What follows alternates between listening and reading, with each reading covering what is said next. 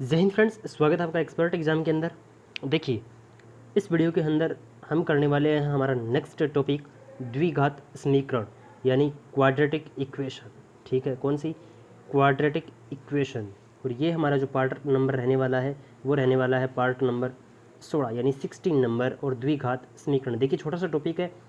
देखिए, वैसे ये टॉपिक है ना बहुत लेंथली है। ठीक है, यानी करीबन करीबन इसको 3 से 4 घंटे लग जाएँ इसको कम्प्लीटली करें। लेकिन आपकी क्या है, इंट्रोडक्शन है ओनली, यानी 10वीं तक में इंट्रोडक्शन है, तो आपको वही इंट्रोडक्शन मैं आपको करवा दूंगा। ठीक है, तो ये सीटेट के सिलेबस में एल्जेब्रा का जब इंट्रोडक्शन करते हैं ना, इंट्रोडक्शन टू एल्जेब्रा, तो इसमें हम क्वाड्रेटिक इक्वेशन का जो इंट्रोडक्शन है ना वहीं जानेंगे। और मैं थोड़ा सा आपको हाई लेवल का बता दूंगा ताकि एग्ज़ाम के अंदर क्वेश्चन का थोड़ा सा भी लेवल अप किया जाए तो आपके ज़्यादा दौरा ना लगे आपको। ठीक है, देखिए ये है सिलेबस रीड का। ये वाला हमने कर लिया, ये वाला हमने कर लिया, ये वाला हमने कर लिया। सिर्फ ये टॉपिक है द्विघात समीकरण यानी quadratic equation, that is the last topic.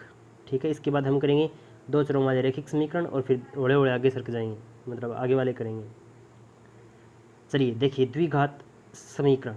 देखो, मैंने जो पहले वाले वीडियो थे अभी जो बहुपद किया था हमने इससे जस्ट पहले, उसमें मैंने बताया था कि एक घात का बहुपद, द्विघात का बहुपद, त्रिघात का बहुपद। तो हम क्या देखते हैं उसमें, उस बहुपद की हाईएस्ट पावर देखते हैं। ठीक है, जैसे हमें एक घात का देखना है तो हम क्या देखते हैं, उसकी हाईएस्ट पावर को देखते हैं। जैसे ऐसे आ जाए कि 6x की पावर 3, ओनली 6x की पावर 3 आ जाए और पूछ ले कि हमें ये कौन सा बहुपद है, तो ये कौन सा बहुपद है, त्रिघात का बहुपद है। ठीक है, ऐसे ही हमें क्या पता लगाना है, द्विघात समीकरण का पता लगाना है। और मैंने ये भी बताया था कि द्विघात समीकरण नहीं, सॉरी, समीकरण और बहुपद में सिर्फ एक ही बात का अंतर होता है कि समीकरण में तो बराबर में शून्य आता है और बहुपद में बराबर का निशान है वो नहीं आता है। जैसे द्विघात में क्या होगा, घात 2 होनी चाहिए, जैसे बोल दिया जाए 6x की स्क्वायर, तो ये द्विघात समीकरण है। और मैं पूछूं कि इस द्विघात समीकरण के हल कितने होंगे, तो इसके हल कितने होंगे, 2 हल होंगे। इसके हल कितने होंगे, 3 हल होंगे। जो हल होंगे वो चाहे कैसे ही हो, वास्तविक हो, काल्पनिक हो, बराबर हो, अपरिमेय में हो, परिमेय में हो, चाहे कुछ भी हो। ठीक है, तो एक ये बात समझ में आ गई होगी कि द्विघात समीकरण होगी ना तो उसके हल कितने मिलेंगे, हमें 2 हल मिलेंगे। कितने हल मिलेंगे, 2 मिलेंगे। ऐसे होता 6x की घात 25, 6x की घात 25, तो इसके हल कितने होते, 25 ही हल होते। ठीक है, चलो इतनी बात मैंने आपको बता दी और आपको बेरा भी पड़ गई होगी। ठीक है, तो अब जानते हैं हम द्विघात समीकरण का मानक रूप क्या होता है और द्विघात समीकरण होती क्या है, क्या उसके रूल होते हैं, क्या उसके नियम होते हैं, कैसे बनाई जाती है, कैसे उनको हल किया जाता है। ठीक है, बस इतना से ही आपको बेरा पड़ना है। चलिए देखिए, द्विघात समीकरण। द्विघात समीकरण का जो मानक फॉर्मूला होता है ना वो ये होता है, ए एक्स की square plus B x plus में सी। देखो यहाँ पर हाईएस्ट पावर कितनी है, 2। अब छोटी चाहे कितनी हो, 1 फिर 0 घात। ठीक है, तो ये होता है इसका स्टैंडर्ड फॉर्म यानी मानक रूप, ए एक्स की square plus B x plus में सी बराबर 0। और यहाँ ए, बी और सी होती है वास्तविक संख्याएं। क्या होती है, वास्तविक संख्याएं।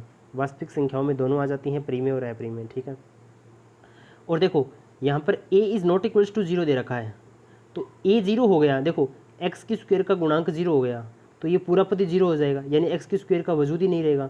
जब एक्स की स्क्वायर का वजूद ही नहीं रहेगा तो ये क्या बचेगा, बी एक्स प्लस में सी बचेगा। अब बताओ, ये द्विघात थोड़ी है, बी एक्स प्लस सी बराबर 0 है तो ये द्विघात थोड़ी है। ये क्या बन जाएगा, रैखिक समीकरण बन जाएगी। क्या बन जाएगी, रैखिक समीकरण बन जाएगी। ठीक है, तो इसीलिए जो एक्स के स्क्वायर में गुणांक होता है ना वो कभी भी किसके बराबर नहीं होता, 0 के बराबर है वो नहीं होता है। ठीक है, यहाँ ए बी सी वास्तविक संख्याएं होती है। जैसे उदाहरण के लिए देखो 2x की स्क्वायर प्लस एक्स माइनस 300, ये द्विघात समीकरण है। ये देखो 2x की स्क्वायर माइनस 3x प्लस में 1, ये द्विघात समीकरण है। 4x माइनस 3x की square plus 2 is equal to 0। अब इसका ऑर्डर चेंज कर दिया, इसका मतलब ये नहीं है कि ये होगा नहीं, मतलब आगे पीछे कर सकते हैं इनको। ठीक है, आगे वाले में देखो 1 माइनस एक्स की स्क्वायर प्लस में 300 इक्वल्स टू 0, तो ये क्या कहलाती है, द्विघात समीकरण कहलाती है। बराबर में 0 है ना, देखो बराबर में 0 है तभी द्विघात समीकरण है। यदि बराबर में 0 नहीं हो तो क्या होगा, ये द्विघात बहुपद होगा। ठीक है, तो ये इसका मानक स्टैंडर्ड फॉर्म होता है और a is not equals to 0, ये द्विघात समीकरण का मानक रूप कहलाता है। ठीक है, आगे देखिए, निम्नलिखित स्थितियों को गणितीय रूप में लिखिए। ये तो ऐसे ही है। अब देखो इनके मूल ज्ञात करना। देखो, गुणनखंड द्वारा समीकरण के मूल ज्ञात कीजिए। देखो, मूल ज्ञात करने का मतलब है हमें इनके हल ही ज्ञात करने हैं। ठीक है, जैसे मैंने जब पीछे बहुपद के गुणनखंड किए थे, ठीक ठीक वैसे ही करने हैं, एज इट इज़ वैसे ही करने हैं। बहुपदों के तो हमने गुणनखंड करके छोड़ दिए थे, जैसे 4x-3, 2x-3। ठीक है, समीकरण में क्या करेंगे, हम उनको जीरो बराबर मान करके, बराबर में क्या मानेंगे, ज़ीरो मानेंगे और उनको हल करेंगे। जैसे मैंने बताया था ना कि बराबर में अब ज़ीरो मान के एक सवाल किया था हमने, जिसमें 1/4 और 1/3 उत्तर आया था। ठीक है, जब 1/4 और 1/3 हमने वापस में उत्तर रखा था तो वापस ज़ीरो आ गया था। ठीक है, वो मान हमें प्राप्त करेंगे ना 1/4 और 1/3। ठीक है, वही क्या होंगे, इस द्विघात समीकरण के मूल होंगे। ठीक है, जैसे देखो 2x² - 5x + 3 = 0। अब देखो, आप गौर से देखो, 2x² - 5x + 3 = 0। ठीक है, तो हम इसको हल कैसे करेंगे, आप क्या करोगे, जो बाहर वाले हैं उनको आपस में मल्टीप्लाई कराओ, 3 × 6। अब 6 को हमें इस प्रकार से तोड़ना है कि जब इनको जोड़ें या घटाएं तो क्या आना चाहिए, -5 आना चाहिए, और गुणा करें तो +6 आना चाहिए।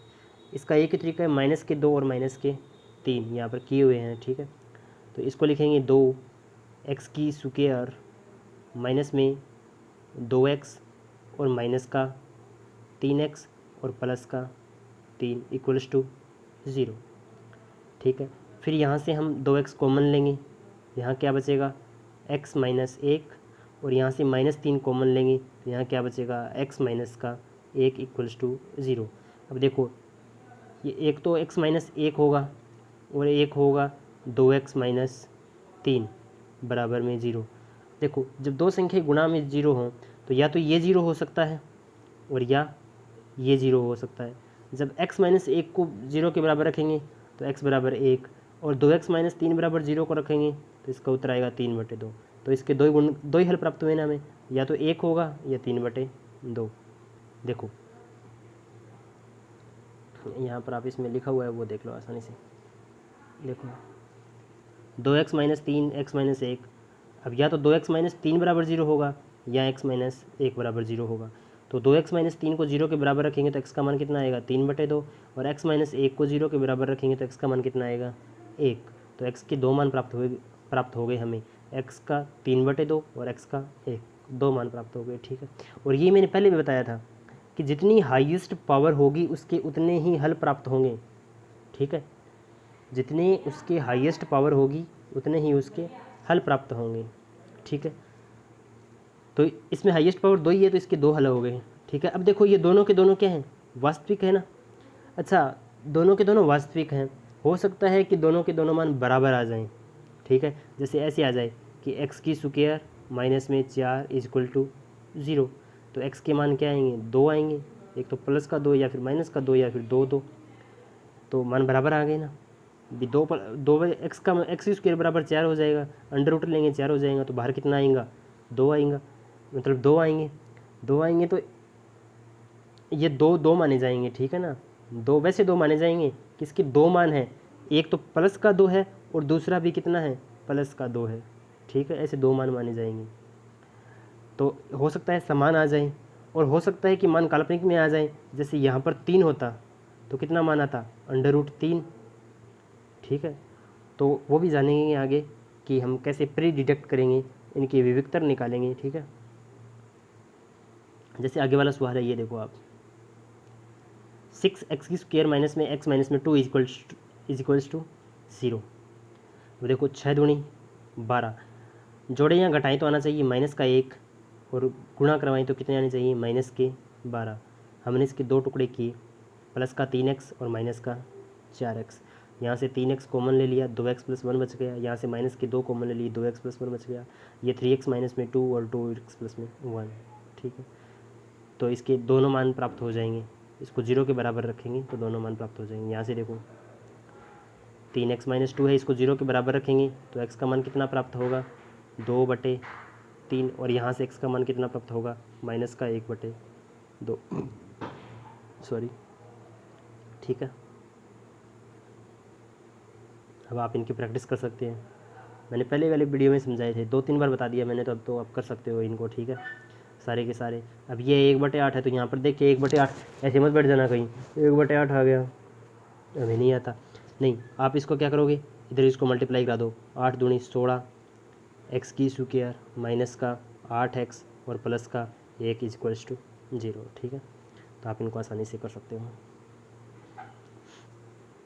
तो ये सारे के सारे आप करके देखना फ्रेंड्स। ठीक है, नहीं आए तो आप हमें व्हाट्सअप कर दीजिएगा।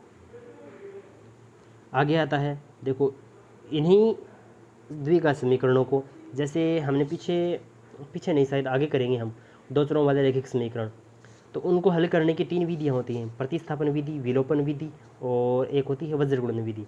ज़्यादातर हम काम में लेते हैं प्रतिस्थापन और विलोपन। प्रतिस्थापन से भी ज़्यादा काम आती है विलोपन विधि। ठीक है, क्योंकि वो बहुत ज़्यादा सोरी होती है।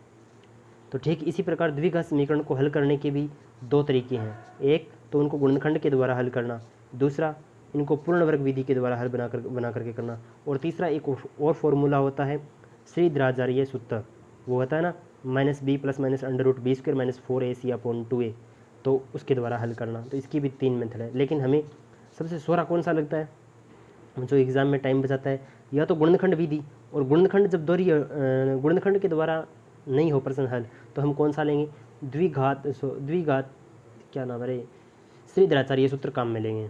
ठीक है, श्रीधराचार्य सूत्र कौन सा है, -b + -√b² - 4ac/2a। ठीक है, तो आप इसका नाम पढ़ दो बस, आपके लिए काफ़ी है। अगर आपको नहीं पता है ना तो अच्छी बात है, नहीं पता है ना तो अच्छी बात है, पता है तो फिर पता ही रहने दो। क्यों, क्योंकि ये जो द्विघात समीकरण के पूर्ण वर्ग द्वारा हल बनाने की विधि है ना, जब हम समाकलन ज्ञात करते हैं ना, समाकलन जो टेक्निकल मैथ में काम आते हैं, तो उसी में काम आता है, अन्यथा काम नहीं आते हैं। ठीक है, ये पूर्ण वर्ग विधि अपने आप में ही खतरनाक है, तो आपको नहीं समझनी है ये पूर्ण वर्ग विधि, मैंने ऐसे ले लिया, पता नहीं क्या दिमाग में हो गया था। ठीक है, इसके बाद देखो ये है द्विघात समीकरण, और इसको हल करने का फॉर्मूला ये है -b + -√b² - 4ac/2a। ये आपको पता ही है क्या है, ये द्विघात समीकरण है, स्टैंडर्ड फॉर्म है ax² + bx + में c, जहाँ a b c क्या है, वास्तविक संख्याएं हैं। तो हमें a b c को यूज़ करना है यहाँ पर, और वो कर लेंगे, जो प्लस का है प्लस का, माइनस का उसको माइनस का। इसी क्या कहते हैं, द्विघाती सूत्र कहते हैं, क्वाड्रेटिक फॉर्मूला। देखिए 1 नंबर का क्वेश्चन ऑप्शन में बन सकता है कि निम्नलिखित में से द्विघाती सूत्र कौन सा है, वहाँ पर क्या करेगा, या तो इनके निशान चेंज कर देगा, और या इनके निशान चेंज कर देगा, या इनके निशान चेंज कर देगा, या फिर सबसे ज़्यादा बटे में a लिखता है, 2a नहीं लिखता, 2a नहीं लिखता, क्या लिखता है, a लिखता है, तो वहाँ पर बच्चे गड़बड़ कर जाते हैं। तो आप इस द्विघाती सूत्र को तो कम से कम याद ही कर लो। ठीक है, इस चैप्टर से ज़्यादा क्वेश्चन नहीं पूछे जाएंगे आपसे। ठीक है, बस ऐसे ही सिलेबस में दिया गया तब करवा रहा हूँ मैं, बाकी इससे ज़्यादा क्वेश्चन नहीं आने वाले हैं। ठीक है, इससे एक ही फॉर्मूला आ सकता है, ये जो द्विघाती सूत्र है ना ये। अब मूल ज्ञात करने हैं इनके, तो कैसे करोगे, जैसे x है तो इसको आपस में मल्टीप्लाई करा दो, x² + में 1 = 3x, ये द्विघाती फॉर्मूला बन गया। इन दोनों का एलसीएम ले लो। ठीक है, तो आप इनकी प्रैक्टिस खुद पे कर सकते हैं। देखो ये सवाल है ना, इसमें लिखा हुआ है कि आप पूर्ण वर्ग बनाने की विधि के द्वारा हल कीजिए। आपको पूर्ण वर्ग विधि के द्वारा हल नहीं करना है। ठीक है, आप क्या करोगे, इनको डायरेक्ट ही कर दो। कौन से, या तो द्विघाती सूत्र से करो, इसे -b + -√b² - 4ac/2a से, और या फिर इनको गुणनखंड विधि के द्वारा हल कर दो। ठीक है, ऐसे इतने हार्ड सवाल आपके नहीं पूछे जाएंगे, आप नो टेंशन रहो। ठीक है, अब देखो ये आती है मूलों की प्रकृति। मूलों की प्रकृति का मतलब क्या हुआ, जैसे हमने 2 मान निकाले थे, उसमें क्या आया था, एक तो 3/2 आया था और एक का -1 आया था, किसी का मान 2 आया था।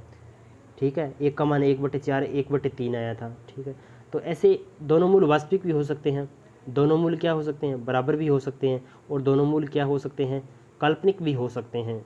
तो हमें पहले कैसे बेरा पड़ेगा, मतलब पहले कैसे पता चलेगा कि इस समीकरण को देखते ही हम बता दें भी ax² + bx + c = 0 है, इसको देखते ही कैसे बता दें कि इसके जो मूल होंगे, भी मूल हमें ये तो नहीं पता कि 1/2 होगा कि 1/4 होगा, लेकिन ये तो बता सकते हैं कि दोनों के दोनों वास्तविक हैं, दोनों के दोनों काल्पनिक हैं, या फिर दोनों के दोनों बराबर हैं।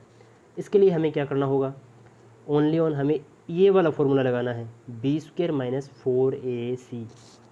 ठीक है, हम क्या करेंगे, जो दी गई समीकरण है ना, ax² plus B x plus C, इसमें से हम ज्ञात करेंगे B square minus 4ac, B square minus 4ac।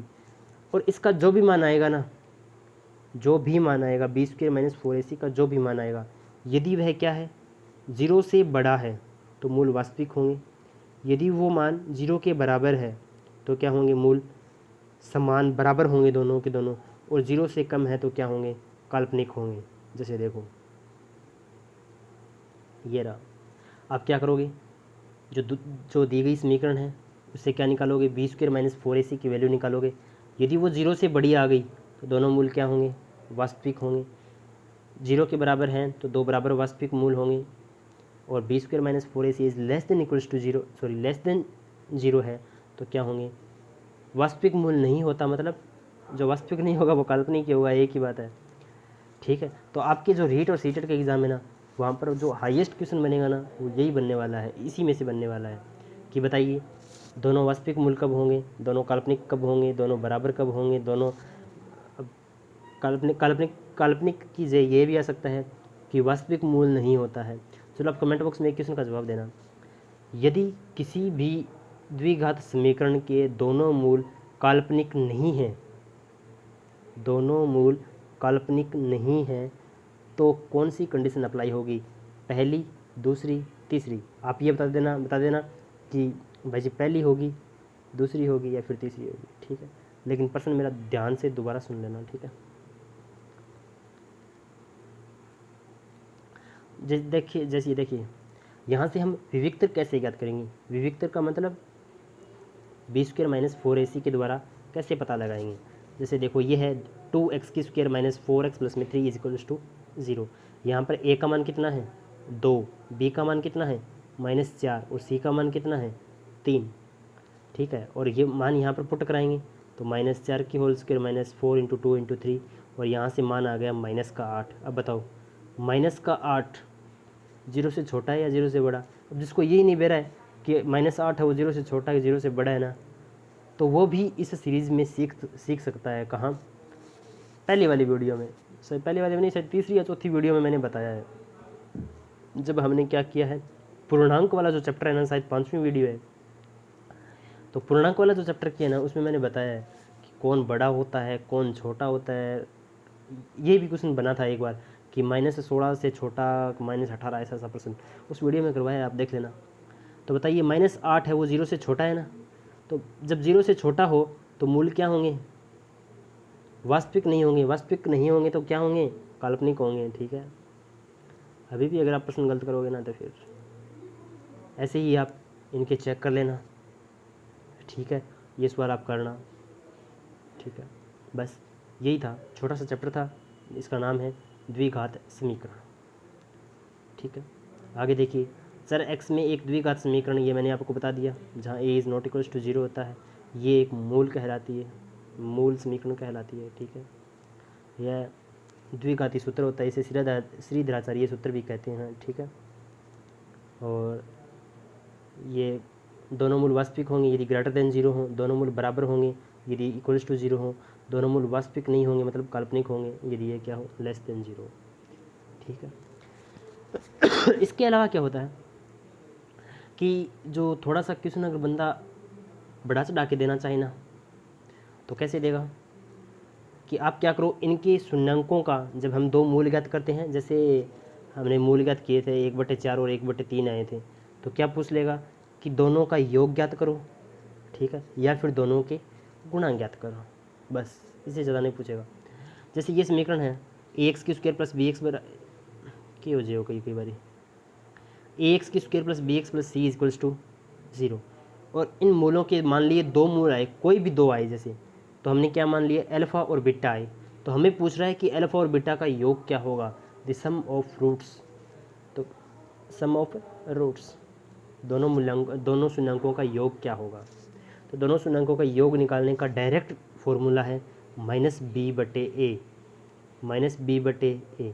Minus B, देखो माइनस बी एक्स का गुणांक, माइनस बी कौन है, एक्स का गुणांक, और ए कौन है, एक्स की स्क्वायर का गुणांक। अब आप यहाँ पे कन्फ्यूज मत हो जाना कि कहीं आगे वाला आपको ऐसे दे दे कि एक्स माइनस 2x की square plus 3 is equals to 0, और आप जल्दीबाजी में यहाँ पर माइनस बी की जगह आप माइनस 2 ले लो। ठीक है, यहाँ पर थोड़ा ध्यान रखना, आपको मूल जो समीकरण है ना उसको ध्यान में रखना है। ठीक है, ए एक्स की square plus B x plus में सी इक्वल्स टू 0। तो दोनों शून्यंकों का योग कितना हो जाएगा, माइनस का बी बटे ए, और दोनों शून्यंकों का, दोनों मूलों का गुणनफल पूछ ले कि दोनों मूलों का गुणनफल क्या होगा, यानी अल्फा इंटू बीटा क्या होगा, तो क्या होगा सी बटे ए। ठीक है, जैसे देखो मैं आपको कुछ सवाल करके बता देता हूँ। जैसे ऐसे आ जाए कि 3x की स्क्वायर प्लस में 4x प्लस में 5 बराबर में 0। ठीक है, तो यहाँ हम जो शून्यांक होंगे या मूल होंगे उनका योग ज्ञात करेंगे। तो योग कितना होगा, अल्फ़ा प्लस बीटा होता है वो होता है माइनस बी बटे ए, और माइनस बी का मतलब है माइनस का 4 और ए का मतलब 3। तो शून्यांकों का योग कितना हो जाएगा, माइनस के 4 बटे 3। और यदि हमें पूछ ले कि उन दोनों मूल्यांकों का, दोनों शून्यांकों का गुणा कितना होगा, तो वो निकालेंगे अल्फ़ा इंटू बीटा, और उसका फॉर्मूला क्या होता है सी बटे ए। सी का मतलब कितना है 5 और ए का मतलब कितना है 3। ठीक है, जैसे देखो और आ जाए क्वेश्चन, ये ऐसे आ जाए कि 3x माइनस का 4x की स्क्वायर प्लस में 5 इक्वल्स टू 0। ठीक है, तो आप बताओ मूल्यांकों का योग कितना होगा। अब मूल्यांकों का योग हमें पता है कि माइनस बी बटे ए होता है, लेकिन देखो माइनस बी बटे ए होता है, लेकिन यहाँ पर इसने चालबाजी कर दी कि इस माइनस ए एक्स की स्क्वायर है ना इसको बाद में लिखा है। ठीक है, मेरी बात तो समझ में आ रही होगी ना, इस माइनस ए स्क्वायर को बाद में रखा है, तो आपको मतलब ये ध्यान में रखना है। ठीक है, माइनस बी, तो माइनस बी की वैल्यू कितनी है 3, और ए एक्स की स्क्वायर, तो ए कितना है माइनस का 4, तो ये कट जाएंगे, उत्तर कितना आ जाएगा 3 बटे 4। और अल्फ़ा इंटू बीटा क्या होता है सी बटे ए। सी कितना है यहाँ पर 5, और ए कितना है यहाँ पर -4 है, कितना है -4, बस।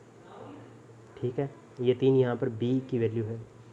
तो देखिए मैंने तो अच्छे से समझाने की कोशिश की है, ज़्यादा से ज़्यादा एग्जामिनर सिर्फ यहीं खेला कर सकता है, इसके अलावा कुछ नहीं करने वाला उसके हाथ में।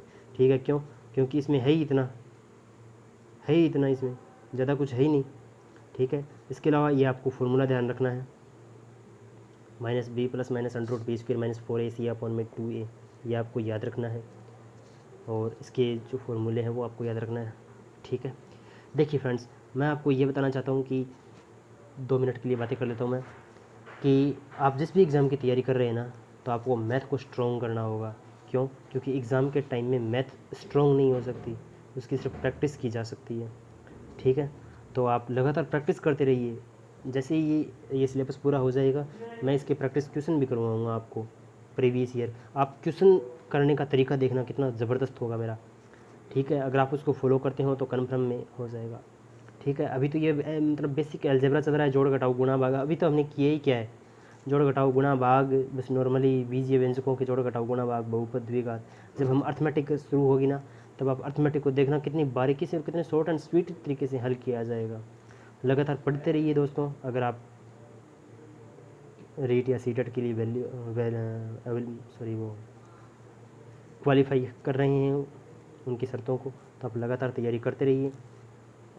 और ठीक है फ्रेंड्स, थैंक यू। और लगातार आप फ्री क्लासेस के लिए एक्सपर्ट एग्ज़ाम यूट्यूब चैनल से जुड़े रहिए। फ्री पीडीएफ नोट्स और इन्फॉर्मेशन और कोई भी बुक, ठीक है, आपको इस पर ढेर सारे नोट्स मिलेंगे। आप एक बार एक्सपर्ट एग्ज़ाम टेलीग्राम चैनल पर विजिट कीजिए, आपको बहुत सारे नोट्स और पीडीएफ मिलेंगे। ठीक है, तो लगातार आप जुड़े रहिए, और लगातार हम कोशिश कर रहे हैं कि जल्दी से जल्दी सिलेबस कंप्लीट करवाया जाए। तो थैंक यू फ्रेंड्स, जल्द ही लौटेंगे नेक्स्ट वीडियो में। तब तक के लिए जय हिंद, जय भारत।